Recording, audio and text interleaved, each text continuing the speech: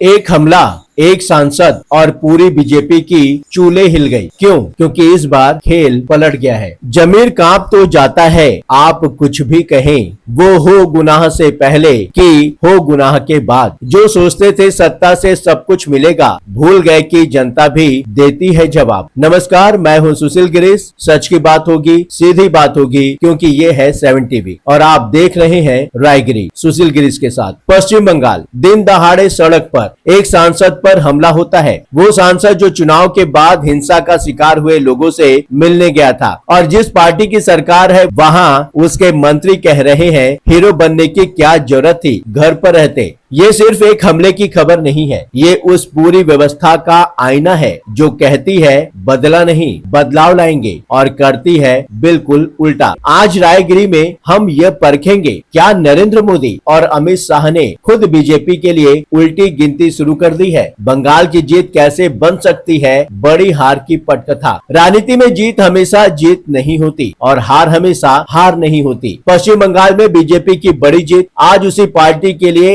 एक बड़ी हार की पटकथा बनती दिख रही है। चुनाव जीतते ही बंगाल में क्या हुआ? तृणमूल के दफ्तरों में आग, तोड़फोड़, कार्यकर्ताओं की पिटाई। ऐसा लगा जैसे गुंडागर्दी को पूरी छूट मिल चुकी हो और पुलिस प्रशासन को हाथ बांधकर चुपचाप देखते रहने का आदेश। उसी वक्त प्रधानमंत्री नरेंद्र मोदी का जश्न मनाते हुए बयान आया, बंगाल में बदले की नहीं बदलाव की राजनीति होगी। अभिषेक बनर्जी पर हमला और बदल गया पूरा समीकरण। शनिवार को तृणमूल कांग्रेस के महासचिव और लोकसभा सांसद अभिषेक बनर्जी सोनारपुर में चुनाव बाद हिंसा के पीड़ितों से मिलने पहुंचे और वहां उन पर दिन दहाड़े बेरहमी से हमला किया गया। ध्यान दीजिए, उनकी सुरक्षा पहले ही हटाई जा चुकी थी। इसके बाद कल्याण बनर्जी पर भी हमला हुआ, यानी राज्य के मुख्य विपक्षी दल के दो सांसद सड़क पर निशाना। बीजेपी के वरिष्ठ नेता और मंत्री दिलीप घोष का बयान आया, अभिषेक बनर्जी को हीरो बनने की क्या जरूरत थी, घर पर रहते। सुनकर झकझोर देने वाला है ना।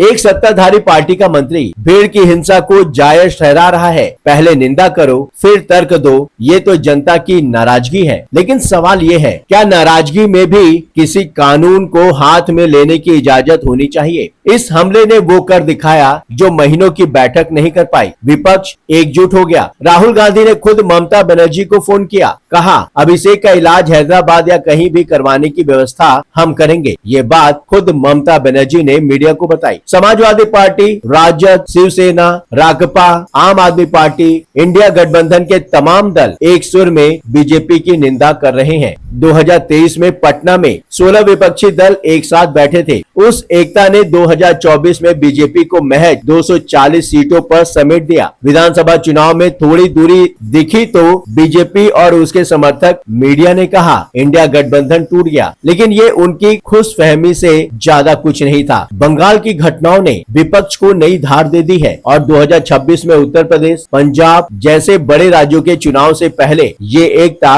बीजेपी के लिए सबसे बड़ा खतरा है। बंगाल जीतने का बीजेपी का मकसद सिर्फ एक राज्य जीतना नहीं था। एसआईआर यानी मतदाता सूची की विशेष पुनरीक्षण प्रक्रिया के जरिए लाखों वोटों के नाम काटे गए, कल्याणकारी योजनाओं में बड़ी संख्या में नाम हटाए गए और घुसपैठियों के नाम पर ढेरों लोगों को बाहर जाने का फरमान। सुप्रीम कोर्ट ने भी हाल में एसआईआर पर जो फैसला दिया उसके बाद विपक्ष और भी सावधान हो गया। बीजेपी की रणनीति साफ दिख रही है। 2029 के आम चुनाव की जमीन बंगाल से तैयार करो, यूपी पंजाब में उसे और विस्तार दो, लेकिन विकास, शिक्षा, स्वास्थ्य, रोजगार, भ्रष्टाचार मुक्त शासन, इन मुद्दों पर कोई भी दावा करे तो जनता फौरन खारिज कर देगी। इसलिए बीजेपी को घूम फिर कर हिंदू मुसलमान पर ही आना पड़ता है। पिछली बार राम मंदिर का कार्ड था, इस बार घुसपैठियों को बाहर करने का कार्ड है। राहुल, अखिलेश और ममता का बड़ा दावा। कांग्रेस अल्पसंख्यक विभाग की बैठक में राहुल गांधी ने कहा अगले एक साल के अंदर मोदी सरकार गिर जाएगी। अंतर्राष्ट्रीय स्तर पर आर्थिक हालात बिगड़ रहे हैं, जनता में असंतोष बढ़ रहा है और ये असंतोष मोदी सरकार को गिराने में भूमिका निभाएगा। बीजेपी में हड़कंप मच गया। राहुल गांधी पर अराजक माहौल बिगाड़ने वाला और जैसे आरोप लगने लगे। फिर अखिलेश यादव बोले यूपी में जब बीजेपी हारेगी समाजवादी सरकार बनते ही दिल्ली से भी चली जाएगी और अब ममता बनर्जी ने भी आर पार की लड़ाई का ऐलान कर दिया है। लेकिन सबसे बड़ा सवाल अभी बाकी है। नीट पेपर लीक हुआ, सीबीएसई मार्किंग घोटाला हुआ, सीयूईटी पेपर में गड़बड़ी आई और जब छात्रों ने सवाल उठाए तो उन्हें कहा गया पाकिस्तानी, देशद्रोही। बेरोजगार युवाओं से वादे, महिलाओं से वादे, किसानों, मजदूरों, दलितों, आदिवासियों, पिछड़ों से वादे और फिर आसानी से पल्ला झाड़ लिया। शत्रुघ्न सिन्हा ने मोदी को उनका वो वादा याद दिलाया जो उन्होंने बंगाल जीतने के बाद किया था। उन्होंने लिखा, माननीय प्रधानमंत्री, आपने वादा किया था, बदला नहीं, बदलाव। ये बेहद शर्मनाक और चौंकाने वाला है। मोदी और शाह का सिद्धांत यही दिख रहा है, या तो आप हमारे साथ हैं या हमारे दुश्मन। विपक्षी नेता हो, पत्रकार हो, कलाकार हो, समाज सेवी हो या नाबालिग छात्र ही क्यों ना हो, विरोधी आवाज उठाओ, देशद्रोही का ठप्पा